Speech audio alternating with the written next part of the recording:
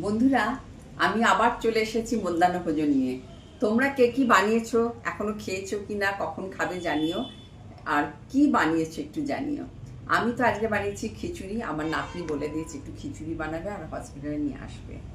আর ছোট মাছের ঝোল করে নিয়ে যেতে বলেছে, রোজ যেমন খাই। তো ছোট মাছের ঝোল, ওই ট্যাংরা মাছের ঝোল করেছি আমি। পটল আর দিয়েছি ডাঁটা। ডাঁটাটা যদিও খাই না, আমরা ভালোবাসি, আমরা ডাঁটা খাবো। আর আছে আমাদের কুঁদরি। ফেসবুকে দেখেছিলাম এমনি করে কুঁদরি ভেজেছে চালের গুঁড়ো আর বেসন দিয়ে। আজকে আমি ভেজেছি, সত্যি ভালো হয়েছে। আর পাঁপড়, পাকা আম, আর আছে শশা।